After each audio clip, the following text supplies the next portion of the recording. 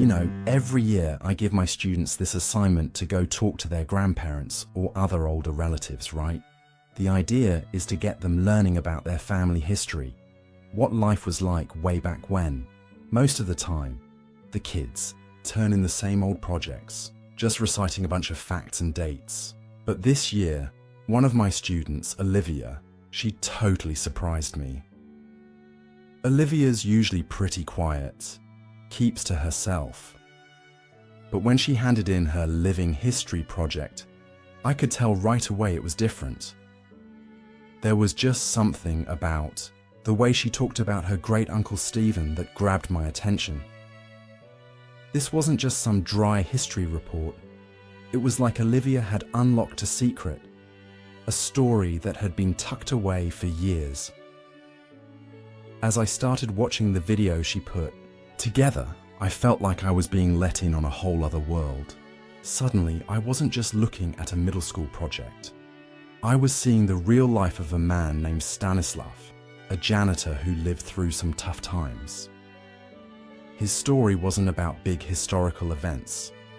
It was about the small moments that can change everything. And the more I learned, the more I realized Olivia had stumbled onto something truly special. This isn't your typical trip down memory lane. It's a journey that's going to make you think, make you feel, because sometimes the most important stories aren't the ones in textbooks. They're the ones that live on in the hearts and minds of the people who experience them. So get ready to uncover a mystery, to discover the extraordinary hidden within, the ordinary. Olivia's project is about to take us all on one unforgettable ride. One of my least favorite parts about being a middle school history teacher is the bullshit living history assignments we give at the end of every school year. Kids are supposed to sit with their grandparents and videotape, voice record, or transcribe their oldest memories for posterity, and for an easy way to bring up their GPA. I have been doing this for 17 years, and when I collected the projects this time around, I assumed they would be as dull, if not duller than usual. This had not been a particularly bright class, so I went home, poured myself a glass of wine, and prepared for a long night of, I only owned 2 pairs of pants when I was your age, and my brother got beat with a newspaper for hitting a baseball into a neighbor's yard. And of course, these projects were peppered with innocent, old person comments that were so horribly sexist and racist, you just had to laugh. Advertisements. Now, I had a girl in my class, whom I will call Olivia. She was pudgy, quiet, and proved herself a consistent B student. I expected her project to be as unremarkable as her, and perhaps that's why I was so profoundly disturbed by what I witnessed that night. Olivia had submitted 2 discs for some reason, so I began with the one marked interview. My screen hiccuped twice before a grainy image of a living room came into view. The place was a hoarder's hell. Olivia was curled up in an armchair, clutching a notebook and looking like a scared animal. Across from her sat a man with a somber countenance, smoking a cigarette and staring at her expectantly. "Go ahead," a woman's voice whispered from behind. "The camera." Olivia's owlish eyes flashed toward the screen, then back to the man. "I am here with my great-uncle Stephen," she began, almost inaudibly. "He is going to tell us about his oldest memories from being in the army." Great-uncle Stephen looked like he'd rather be in a goddamn trench at the moment, but he waited patiently for the questions to begin. Not surprisingly, Olivia read verbatim from the suggested questions sheet I had handed out to the students. He answered her curtly. Once or twice, I heard her mother whisper, "Speak up, Olivia," from behind the camera. Typical boring shit, advertisements. So, I was intrigued when Olivia set down the notebook and asked, "Did you like being in the army? That was totally off script. Great Uncle Stephen emitted a chain smoker's wheeze. Nope. Glad to get out of my town, though. Where did you go? Balkans. Uh-huh, she said. I doubted she knew what the Balkans were, and my suspicion was confirmed when she asked, was Barkis very different from here? Yes. Mum cleared her throat from behind the camera, perhaps encouraging Great Uncle Stephen to be a little more forthcoming. But Olivia seemed genuinely interested. Uncle Stephen, she asked, what is your very worst memory from the army? The old man crushed his cigarette in the ashtray and then slowly lifted himself out of his chair. I'll be back, he mumbled. The camera cut off. When the screen flashed back on, everything was the same, except Great Uncle Stephen had several pieces of paper in plastic sleeves laid atop all the crap sitting on his coffee table. One he held in his hand. I was a kid when I enlisted, he said, looking at Olivia. Your brother's age, he told her. Olivia nodded. I never saw combat. Both of my deployments were to cities in Eastern Europe that had been destroyed by civil wars. Everything was a mess. I felt like a janitor for fuck's... Ahem! Mum coughed. Great Uncle Stephen sighed and looked at his paper. My unit was assigned to a school that had been obliterated by all the violence. Broken windows, caved-in rooms. And for some reason, the part that got to me the most was that the school had been like this for years before we got there. No one had lifted a finger to fix it. I saw kids walk by it on their way to go beg for money or whatever shit they did. The camera dipped toward the floor as I heard Mom whisper harshly at Great Uncle Stephen.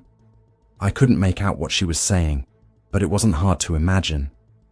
Do you want to hear this goddamn story or not? I heard him bark in response. Then you better let me tell it how I want. Mom, Olivia chimed in, please stop interrupting. Are you presenting this in front of the class? No, Mom, we're just handing it in to the teacher. I'm sure I heard the word shit before, Great Uncle Stephen contributed helpfully. I wasn't a he, as a matter of fact, but other than that, the statement was accurate. The camera was lifted, and after a couple of blurry focus adjustments, the shot was the same as before. Ah, I'm talking too much anyway, he grumbled. He lifted the piece of paper in his hand close to his face. In the basement, I found this letter. I didn't know what it said, but I had a buddy of mine translate it. So I'm going to read it now. And then I'll tell you what I saw in that basement. A chill ran down my spine. Mum zoomed in to Great Uncle Stephen and his letter. His palsied hands trembled as he held up the paper. This is what he read. Dear Sir, I never loved my country. So many of these skirmishes are born from patriotism, a power struggle for the shards of a once great empire. But I do not care what name my home has on a map. This fighting is senseless, and I stay as far away from it as I can. It was not these attacks and disorganized violence that took the lives of my wife and child. It was illness. Mercifully, it happened quickly for the baby. Nadia suffered for longer. I watched in horror, knowing I could do nothing for them. My only solace is that I was there for them every step of the way. I stopped going to work one day and no one came after me. I doubt they noticed I was gone. Since the school was simply across a field visible from my window, it would have been easy to go for a few hours each day and come home quickly to care for them. But what was the point? All I did was clean floors. I was as useless to the world as I was to my family. I tried to take Nadia to the hospital, but the journey was too long and taxing. I brought her home, and she died that night. After Nadia and the baby were gone, well, I don't remember much. I didn't leave my hovel, barely ate and slept. Thought many times of taking my own life. Tempting though it was, I felt paralyzed, by my own helplessness. The one thing that kept me sane was my radio. I never turned it off once, even though I didn't listen to the words being said. In fact, the channel I got the clearest was in English, I think, which I don't speak a lick of. But the voices, the music, and the true knowledge that life existed beyond this violent city sustained me. I have no idea how much time passed before I saw the light of day again. I was dizzy from hunger, so finding food was my priority. My radio came with me, of course. Since I first holed myself up, it has gone everywhere with me. It talks to me as I sleep and as I wake.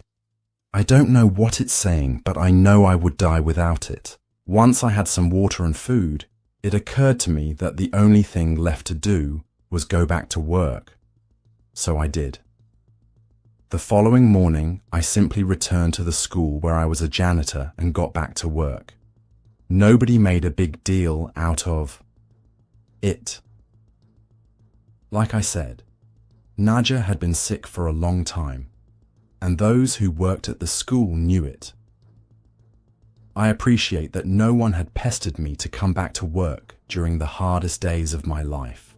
The teachers never said much to me, but we smiled at each other in the halls, and that mutual respect was perhaps the reason I decided to come back at all. The place had gone to the dogs without me, so I simply grabbed my broom and rags from my closet and set to cleaning. Everyone is grateful to have me back, I know.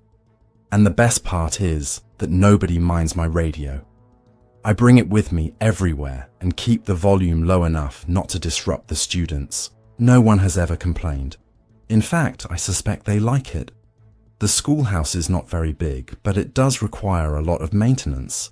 The floors are always sticky and stained, so I spend most of my time mopping. Kids make messes, I guess. That's why I'm still in business. Sometimes I have to move things around to make sure I get every spot on the floor beautiful and clean. But I take pride in that. And the repairs. The school always needs tune-ups here and there, and I am happy to help. Some days I'm reconstructing a desk that broke as I whistle along with the radio. Other times I handle more serious structural issues. Days when I have work like this, I feel truly instrumental, like a cog in a larger machine. How could this school survive without me?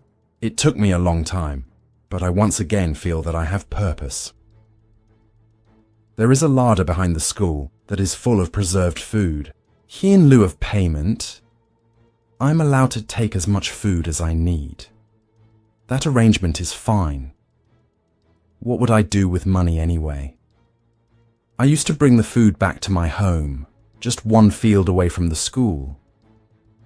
But when I started sleeping in the basement, no one seemed to notice.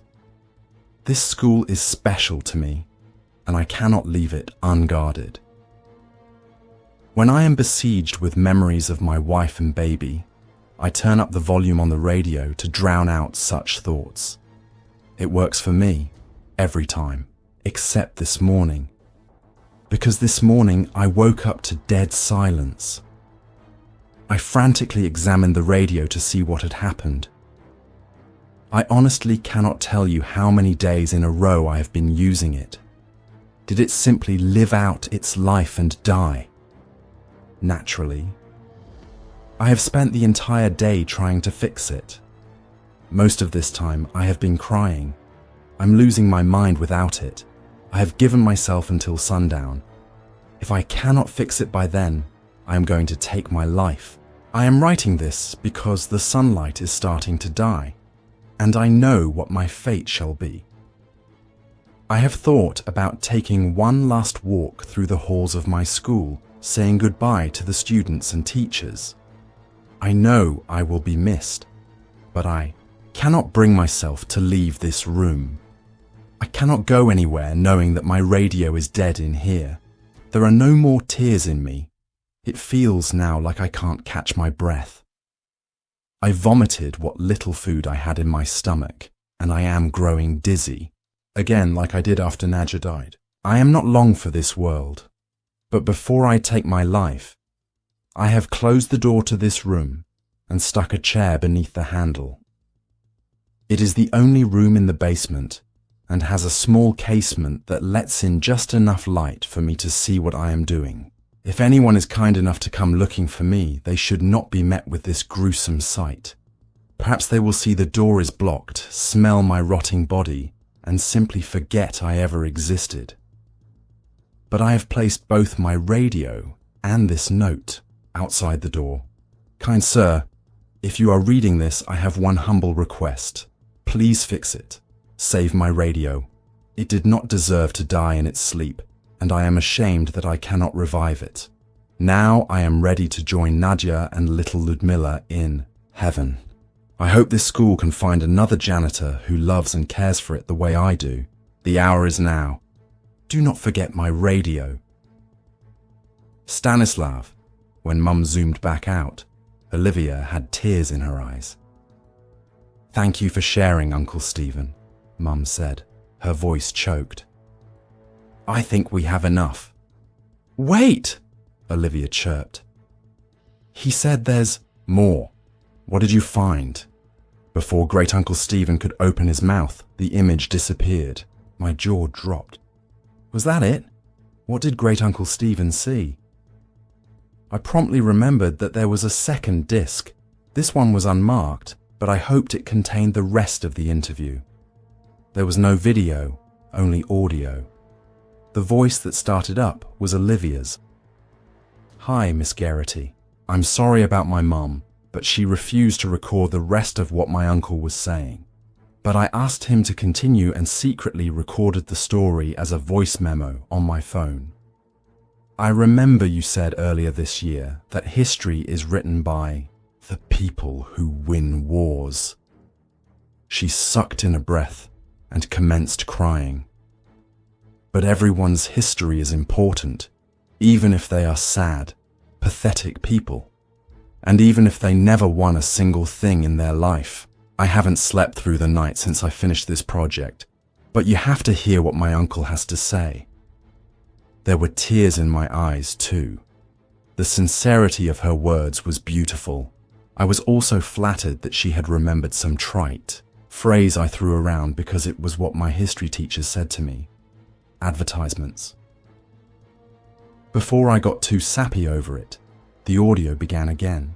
Fine, came Mum's frustrated voice. If you want to hear the rest of the story, fine, but this is not appropriate for a school project.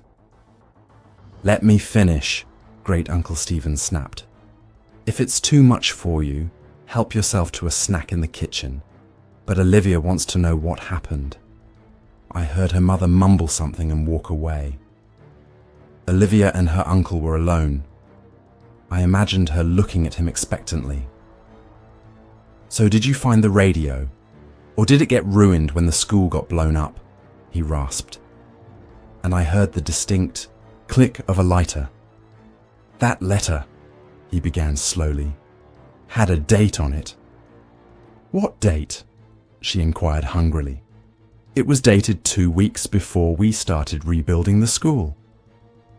Didn't you say the school had been destroyed like 2 years ago? Yes, replied Great Uncle Stephen. It had been. There was silence as I felt goosebumps on my arms. The images that came to my mind were almost too overwhelming to express, but Great Uncle Stephen put them into words effortlessly. Clearly, he had spent his whole life thinking about it.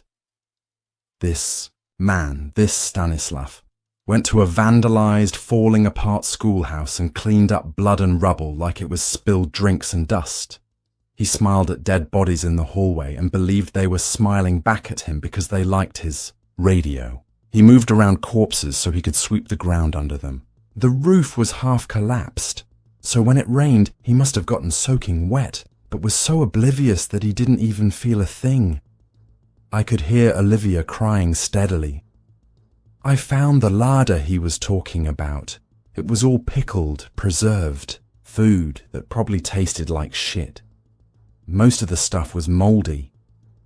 Did you see the dead body? Yes. hanging from the ceiling, but still amazingly lifelike. He wasn't rotting away. This hadn't happened years ago. Did he look peaceful? She asked, a chord of desperation in her voice. Couldn't tell you. The smell was rank and his face was blue and his eyes were bulging. Like this, I imagined him demonstrating. And the radio, Olivia wept. I heard Great Uncle Stephen take a long drag of his cigarette. It was there, all right, and it was still on.